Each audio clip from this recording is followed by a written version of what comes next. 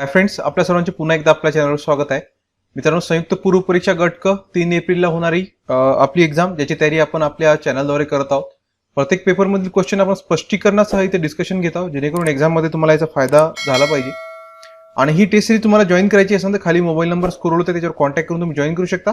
याच्यामध्ये तुम्हाला एकूण 10 PDF पेपर्स व्हॉट्सअपवर प्राप्त होतील. सोबतच 10 ऑनलाईन पेपर्सच्या लिंक सुद्धा तुम्हाला दिले जातील. आणि ऑनलाईन सोडवण्याचा फायदा काय, तुम्ही सबमिट केल्याबरोबर पेपर सॉल्व्ह केल्याबरोबर तुम्हाला तुमचा स्कोर कळणार आणि कोणता क्वेश्चन राईट आहे कोणता रॉंग आहे ते सुद्धा तुम्हाला इथे कळणार आहे. आणि या सगळ्याची फीस नाममात्र 200 रुपये ठेवण्यात आली. ज्याला कोणाला जॉईन करायचं आहे खाली मोबाईल नंबर दिसत त्याच्यावर तुम्ही कॉन्टॅक्ट करू शकता. तुम्ही प्रथमच आपल्या चॅनलवर आला असाल तर लगेच चॅनलला सबस्क्राईब करून घ्या. बेल आयकॉन क्लिक करा, जेणेकरून येणाऱ्या व्हिडिओची नोटिफिकेशन भेटता येईल. मित्रांनो, व्हिडिओला लाईक करणे आणि शेअर करणे विसरत जाऊ नका. मित्रांनो, भारताचा सगळ्यात मोठा ऑनलाईन लर्निंग प्लॅटफॉर्म अनअकॅडमी आता एमपीएससीच्या तयारीसाठी अवेलेबल झाला आहे. या ठिकाणी बरेचसे प्लस फीचर्स अवेलेबल आहे, ज्याचा फायदा तुम्ही घेऊ शकता, जे स्क्रीनवर तुम्हाला दिसत आहे. आणि या सगळ्यांचा सबस्क्रिप्शन घेताना तुम्ही कोड यूज केला SOHEL1010 तर तुम्हाला भरपूर डिस्काउंट सुद्धा भेटून जाईल. मित्रांनो, सर्वांसाठी एक अतिशय महत्त्वाची सूचना आहे की अनअकॅडमीवर लवकरच प्राइस हाईक होणार आहे. म्हणजे सर्व बॅचेसचे प्राइस आहे ती वाढणार आहे. तर आजच अनअकॅडमीवर जो काही सबस्क्रिप्शन तुम्हाला घ्यायचं आहे ते आजच घेऊन घ्या. आणि हा सबस्क्रिप्शन घेताना तुम्हाला कोड यूज करावा लागेल SOHEL1010.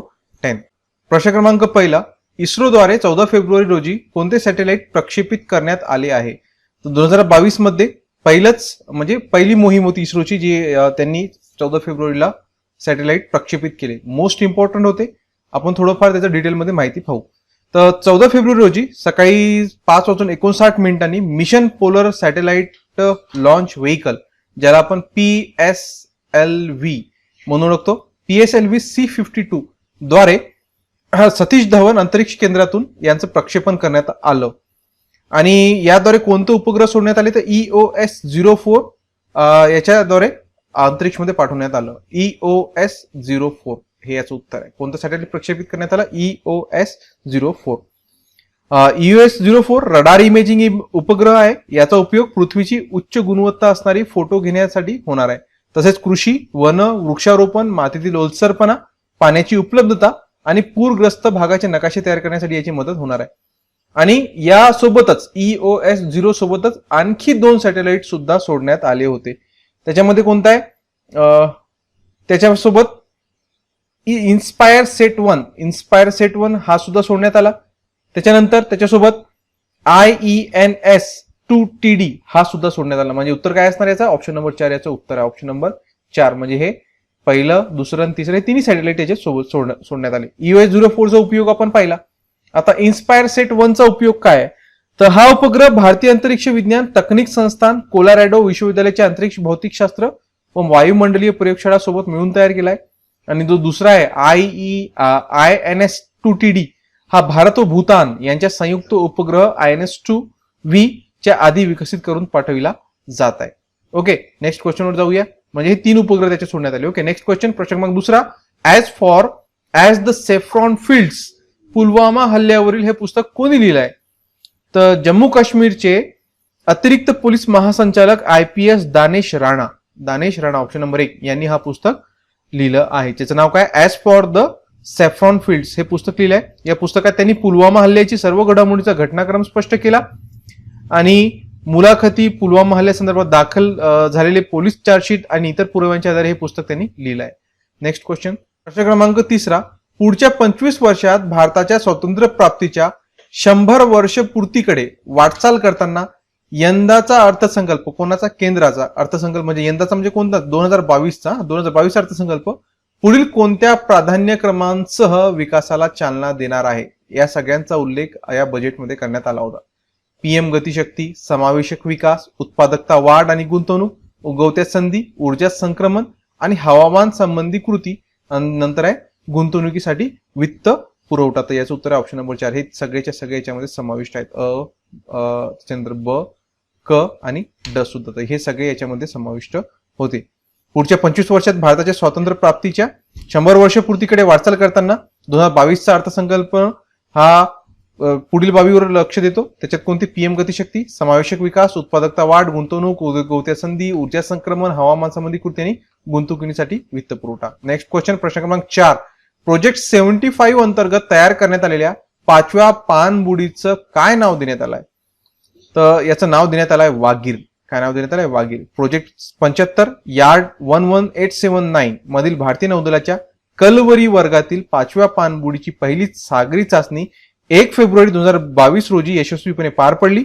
नोव्हेंबर 2020 मध्ये MDL अर्थात माझगाव गोदी जहाज बांधणी मर्यादित या कंपनीच्या कान्होजी आंग्रे बंदरात या पाणबुडीचं जलावतरण करण्यात आलं होतं.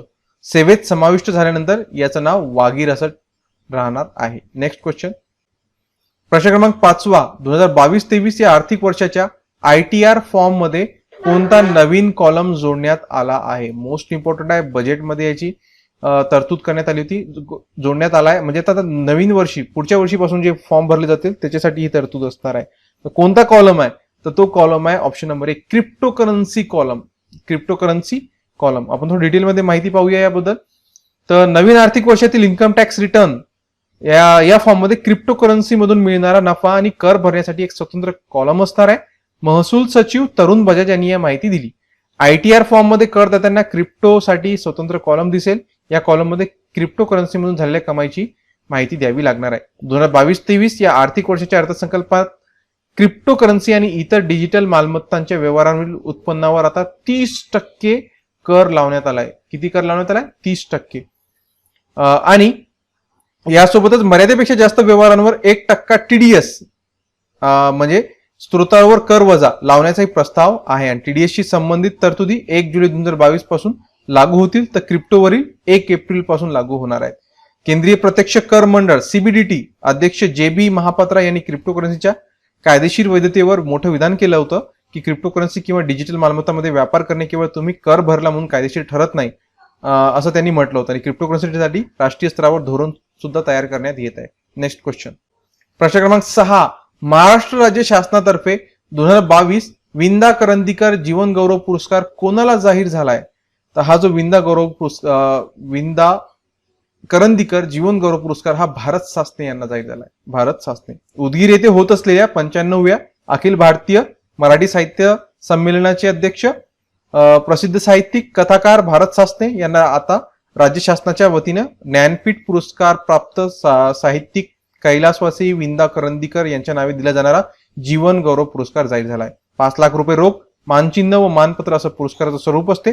हा पुरस्कार साहित्य क्षेत्रात उल्लेखनीय कार्य करणाऱ्या ज्येष्ठ साहित्यिकास प्रदान करण्यात येतो. आणि 27 फेब्रुवारी रोजी मुख्यमंत्री उद्धव ठाकरे यांच्या हस्ते यांना हा पुरस्कार देण्यात आलं. नेक्स्ट क्वेश्चन, प्रश्न क्रमांक 7 गिफ्ट सिटी कोणत्या राज्यात उभारण्यात आली आहे? आता हे गिफ्ट सिटी आली कुठून? तर या 2022चा जो भारताचा अर्थसंकल्प होता ना, त्याच्यामध्ये भरभरून तरतुदी या गिफ्ट सिटीसाठी करण्यात आल्या. त्याच्यावरून वाद उद्भवला होता की मुंबईसाठीच्या ज्या सगळ्या योजना आहे त्या सगळ्या काढून आता गिफ्ट सिटीकडे पाठवण्यात येत आहे. त्याच्यामुळं महाराष्ट्रामध्ये याबद्दल थोडंसं रोष व्यक्त करण्यात आलं होतं. तर ही गिफ्ट सिटी आहे कुठं मग? तर ही आहे गुजरात राज्यात. आता हे अर्थसंकल्पनात भरभरून तरतुदी झाल्या, याच्यावरून तुम्हाला कळालंच असेल की त्या राज्य कोणतं असणार, तर तो आहे गुजरात. आंतरराष्ट्रीय वित्तीय केंद्र मुंबईऐवजी गुजरातमधील गांधीनगरमध्ये, त्याला गिफ्ट सिटी गांधीनगरमध्ये नवीन उभारण्यात आलेली सुरू करण्यात आल्यानंतर हे केंद्र अधिक सक्षम करण्यावर केंद्र सरकारनं भर दिलाय. गिफ्ट सिटीमध्ये आंतरराष्ट्रीय विद्यापीठे, लवाद केंद्र, हवामान बदलावरील उपायांवरील आर्थिक केंद्र उभारण्याच्या घोषणा अर्थसंकल्पात करण्यात आल्या. यामुळे गेली 5 वर्षे मुंबईत सुरू असलेल्या आंतरराष्ट्रीय लवाद केंद्राला गिफ्ट सिटीशी आता स्पर्धा करावी लागणार आहे. अनेक आर्थिक संस्था, राष्ट्रीय आंतरराष्ट्रीय बँकांची कार्यालय आणि अन्य संस्थांनी गिफ्ट सिटीमध्ये कार्यालय स्थापन करून कामकाज देखील सुरू केलं आहे. वास्तविक आंतरराष्ट्रीय वित्तीय केंद्रे देशाची आर्थिक राजधानी मुंबईत उभारण्याची घोषणा तत्कालीन वित्तमंत्री प्रणव मुखर्जी यांनी अर्थसंकल्पात केली होती. पण केंद्रात सत्ता बदल झाल्यावर मुंबईचे महत्व कमी झालं आणि गिफ्ट सिटी मधील वित्तीय केंद्रे पूर्ण क्षमतेने सुरू झाल्यावर मुंबईत केंद्र उभारण्याचा विचार केला जाईल, असं केंद्र सरकारने इथं स्पष्टीकरण दिलं आहे. नेक्स्ट क्वेश्चन, तसंच 27 मार्चला MPSC कॉम्बॅट टेस्ट आयोजित केले जाणार आहे. 50 मिनिटं 50 प्रश्न आणि याच्यात फर्स्ट रँक पासून तर 100 रँक पर्यंत येणाऱ्या विद्यार्थ्यांना इथं स्कॉलरशिप सुद्धा प्राप्त होणार आहे. आणि लकी पार्टिसिपंट्सना इथं लिनोवो टॅब, बोट, JBL स्पीकर्स आणि Amazon वॉचर सुद्धा प्राप्त होणार आहे. ही कॉम्बॅट टेस्ट देण्यासाठी तुम्हाला यूज करावं लागेल कोड SOHEL1010.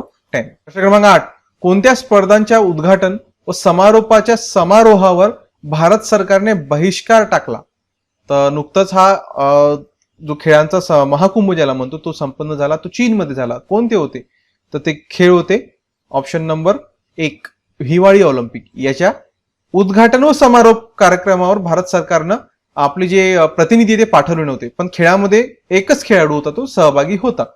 खेळामध्ये भारत सहभागी होता, फक्त उद्घाटन आणि समारोपाच्या कार्यक्रमावर भारतातर्फे याच्यावर बहिष्कार घालण्यात आला होता. कोणतं होतं? हिवाळी ऑलिम्पिक. तर कुठं आयोजित करण्यात आलं होतं? तर बीजिंग येथे झालं होतं. आणि का बरं हा याच्यावर बॉयकॉट केलं भारतानं? तर याचं काय झालं होतं की हिवाळी ऑलिम्पिक स्पर्धेच्या रिले दरम्यान गलवान घटनेत जखमी चीनी कमांडरला चीननं मशालवाहक म्हणून जबाबदारी सोपवल्यामुळे भारताकडून या घटनेचा तीव्र शब्दात निषेध करण्यात आला. आणि या संदर्भात भारतानं मोठा निर्णय घेतला आणि या कार्यक्रमाच्या उद्घाटन आणि समारोप कार्यक्रमावर बहिष्कार टाकण्यात आला.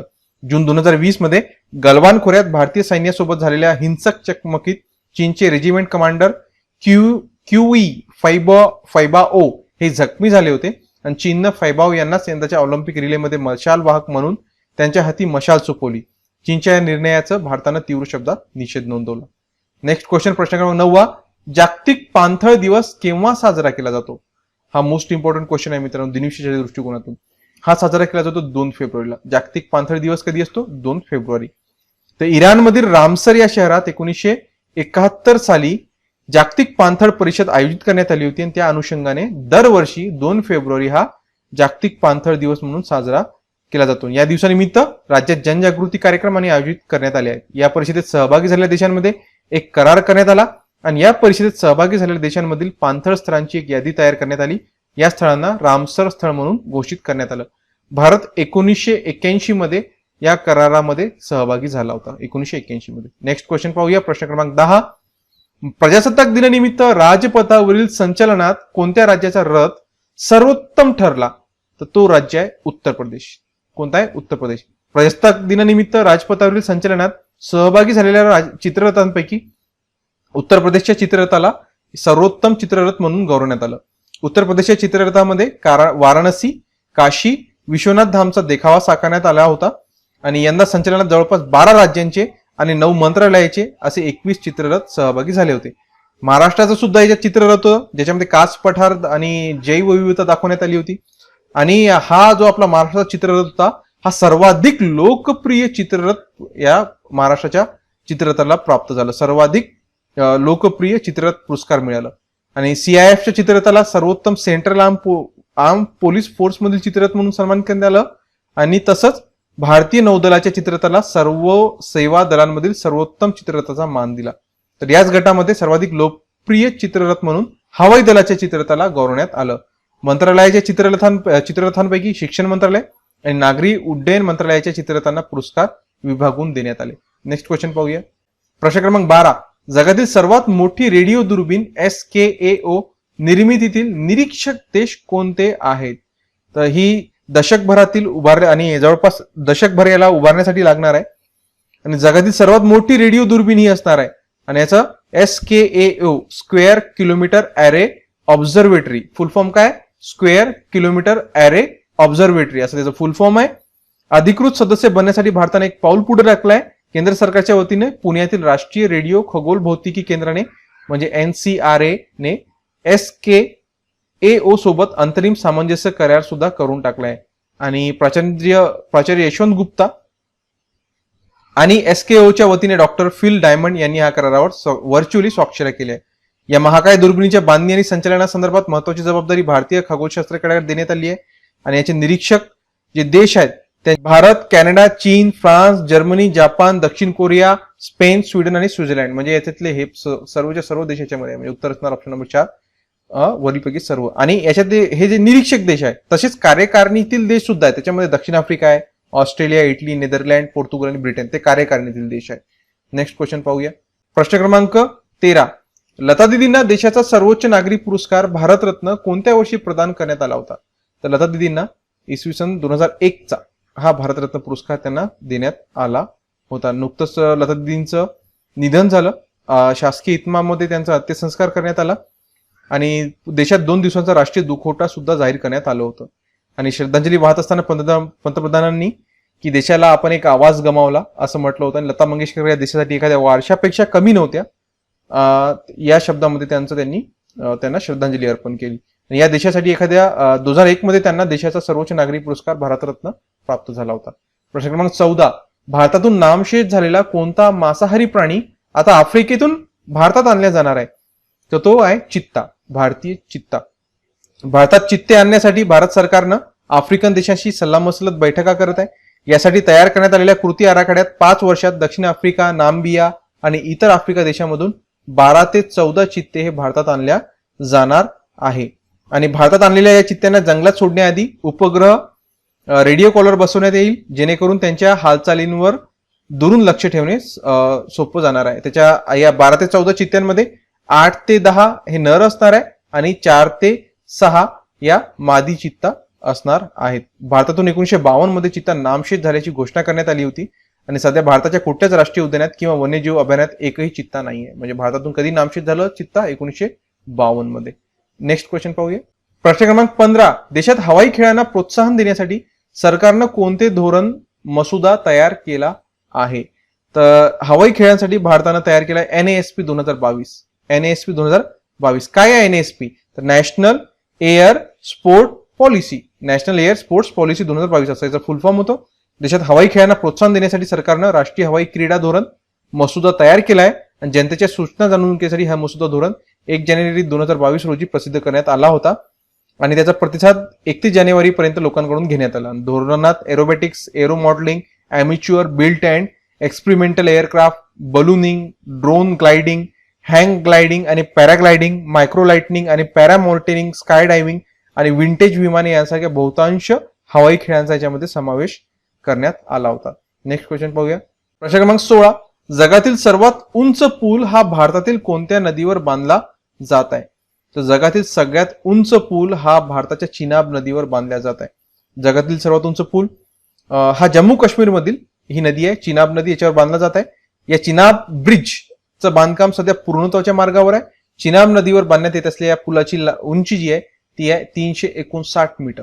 ही सुद्धा लक्षात ठेवा, किती आहे? 359 मीटर.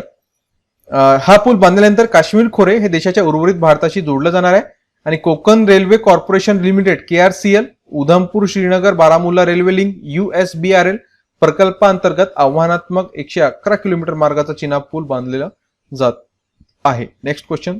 प्रश्न क्रमांक 17. गोदातटीचे कैलास लेणे हा कोणाचा स्मृती विशेषांक मराठी साहित्य परिषदेद्वारा पुनर्प्रकाशित करण्यात आला आहे? तर हा कोणाचा आहे? तर हा आहे नरहर कुरुंदकर यांचा. नरहर कुरुंदकर, ज्येष्ठ साहित्यिक, विचारवंत, समीक्षक नरहर कुरुंदकर यांचा स्मृती विशेषांक, ज्याचं नाव आहे गोदातटीचे कैलास लेणे, लोकाग्रहास्तव पुनर्प्रकाशित करण्यात आलाय. आणि कोण केलाय पुनर्प्रकाशित? तर मराठी साहित्य परिषदेने या ग्रंथाचं प्रकाशन केलंय.